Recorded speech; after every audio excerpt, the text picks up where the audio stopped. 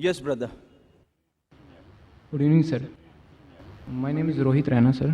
Basically, I'm Hindu, and I just recently converted to Islam. And not only because ke I'm in love with Muslim girl, not only because of that problems and all those things, because I accept Islam from my bottom of heart.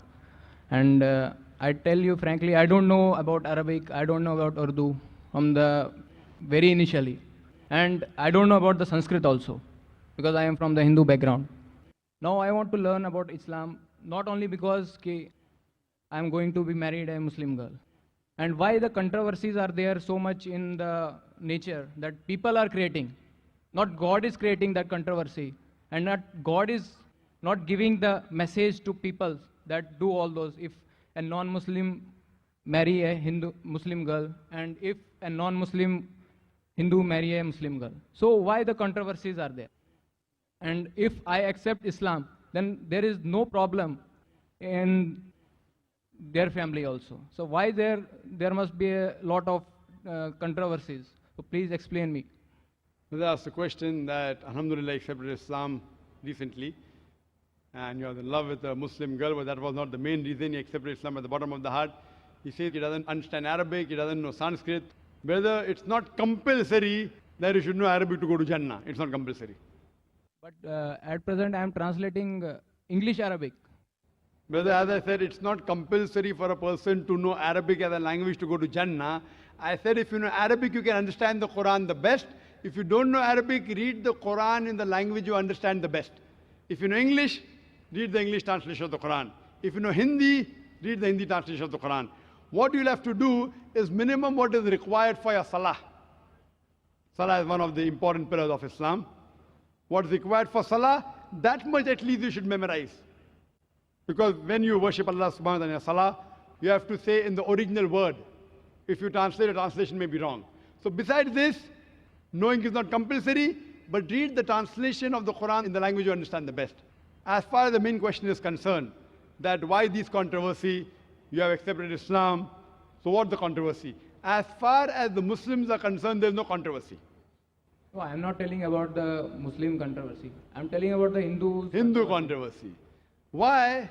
Why I'm saying? Because the Quran says in Surah Baqarah, chapter number 2, verse number 221, it says that do not marry an idol worshipper until he believes.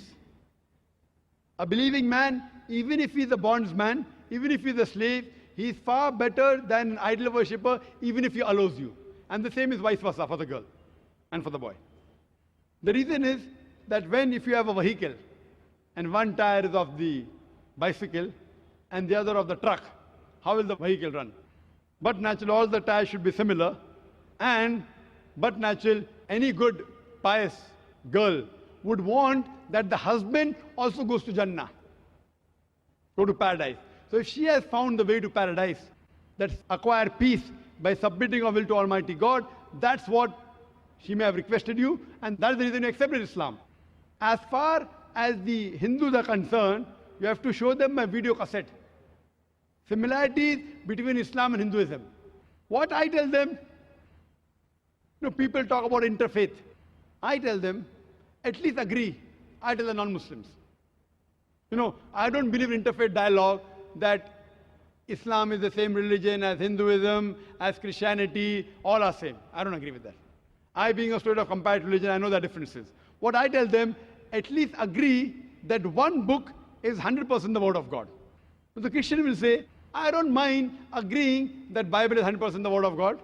The Hindu will say, I don't mind believing Veda to be the word of God.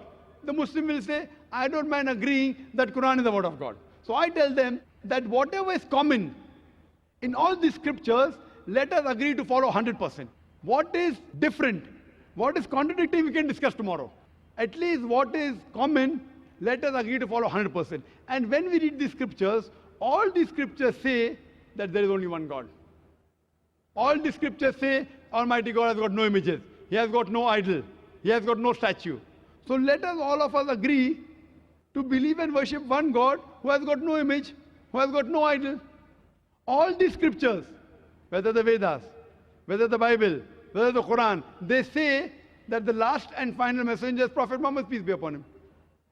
Even if you read the Bible, Jesus Christ, peace be upon him, said, it's mentioned in the Gospel of John, chapter number 16, verse number 12 to 14. Jesus Christ, peace be upon him, said, I have many things to say unto ye, but ye cannot bear them now. For he, when the Spirit of truth shall come, he shall guide you unto all truth. He shall not speak of himself. All that here shall he speak. He shall show you things to come. Now here, Jesus Christ, peace be upon him, is telling that I have many things to say unto you, but you cannot grasp my message. He, when the Spirit of truth shall come, he shall guide you unto all truth. Talking about Prophet Muhammad, peace be upon him.